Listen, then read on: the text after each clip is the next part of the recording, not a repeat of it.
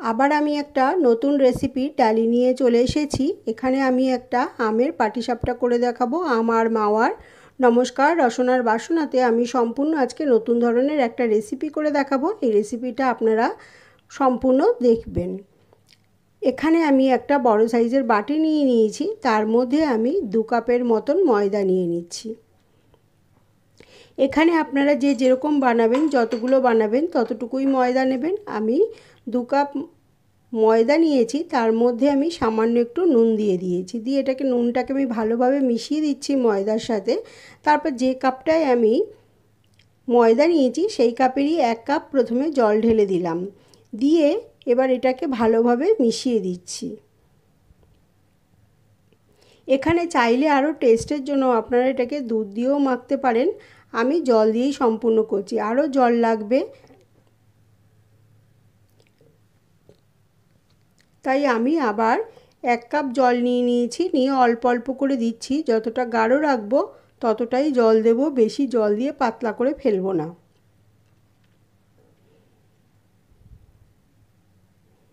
প্রায় 1.5 কাপের মতো জল লেগেছে, তাতেই এটা হয়ে গেছে। আর একটু জল লাগবে, আর একটু জল দিয়ে দিলাম, খুব সামান্য জল রয়ে গেল। এভাবেই আমি এটাকে পুরো ভালোভাবে গুলে নেব। দেখুন ভালোভাবে আমি গুলে নিচ্ছি আস্তে আস্তে।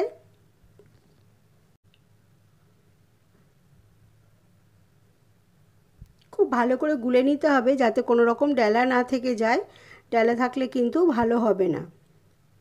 দেখুন ঘনত্বটা ঠিক আমি এরকম রেখেছি, এই রকমই রাখতে হবে। এবার আমি গ্যাসের উপর একটা ফ্রাই প্যান বসিয়ে দিয়েছি, দিয়ে তার মধ্যে আমি এইগুলোকে ভেজে নেব। আমি 1 চামচের মতন দিয়ে দিলাম। দিয়ে এটাকে ভালো করে আমি ছড়িয়ে পাতলা রুটির মতন করে বা ধোসা যেরকম ভাজে সেইরকম করে করে নিচ্ছি। একটা সাইড ভাজা হয়ে গেলে পর আমি তখন উল্টে দেব। উপরটা পুরো ট্রান্সপারেন্ট হয়ে যাবে, সাদা স্বচ্ছ হয়ে যাবে, তখনই বুঝতে হবে যে নিচের দিকটা হয়ে গেছে। দেখুন কীরকম হয়েছে। এবার এটাকে আমি উল্টে দেবো। এটা খুব সহজেই উল্টে যাবে, যেহেতু ননস্টিক প্যানের মধ্যে বানাচ্ছি আমি, তাই কোনো রকম তেল দিইনি, তেল ছাড়াই এটা উঠে যাচ্ছে। একটা সাইড ভাজা হয়ে গেলে পর আমি আবার উল্টে দেব। এভাবেই উল্টে পাল্টে আমি ভালোভাবে এটাকে ভেজে নেব। এভাবেই সমস্ত রুটিগুলো আমি ভেজে সাইডে সরিয়ে রাখবো। ভাজা হয়ে গেছে দেখুন খুব ভালোভাবে। এবার এটাকে আমি উল্টে পাল্টে আরেকটু ভেজে নিচ্ছি।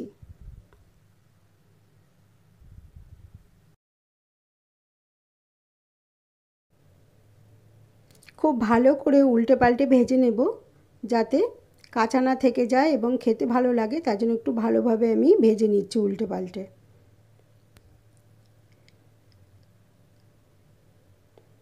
লাল লাল করে ভেজে নিচ্ছি। ভাজা হয়ে গেছে, তুলে নিলাম।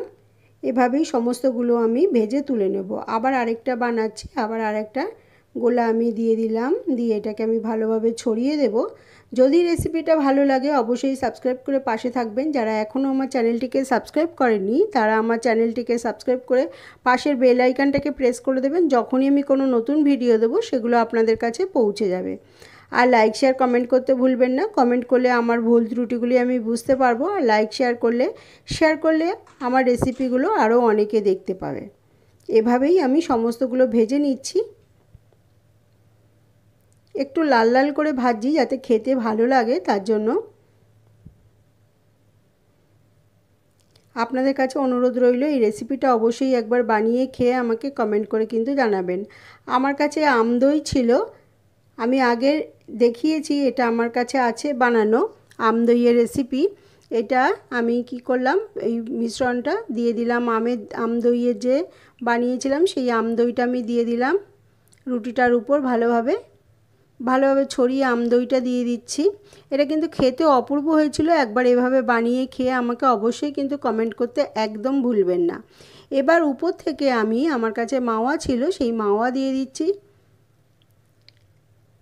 চাইলে এখানে আপনারা নারকেলের পুরও দিতে পারেন, সেক্ষেত্রেও কিন্তু খেতে দারুণ হবে। আমার কাছে যেহেতু মাওয়া ছিল আমি উপর থেকে মাওয়া দিয়ে দিলাম। এবার বেশ কিছুটা মাওয়া দেওয়ার পর এবার এর উপরে আমি আম টুকরো করে কেটে দিয়ে দেবো। মাওয়াটাকে ছড়িয়ে দিলাম। এটা আপনারা চাইলে গ্যাসের উপর থেকে নাবিয়েও এটা বানাতে পারেন আপনারা। এবার আমি এর উপরে টুকরো টুকরো করে আম কেটে আমগুলো দিয়ে দিচ্ছি, যাতে মুখে আমগুলো পড়লে আরও ভালো লাগে। চাইলে আপনারা এটাকে পেস্ট করেও দিতে পারেন। এটা যেহেতু মুখে পড়লে ভালো লাগবে খেতে, তাই আমি আর পেস্ট করে দিলাম না, এভাবেই দিচ্ছি। দিয়ে এবার এটাকে পাটিসাপটা যেরকম মোড়ে সেইভাবে মুড়ে দেবো। মুড়ে এভাবেই আমি সমস্তটা বানিয়ে নেব। আমি এই একটা গ্যাসের উপর রেখে বানিয়েছি, ফ্রাই প্যানের উপর রেখে, বাদ বাকিগুলো আমি নিচে রেখে বানাবো। দেখুন কত সুন্দর হয়েছে দেখতে। এভাবেই তৈরি হয়ে গেল আমের পাটিসাপটা।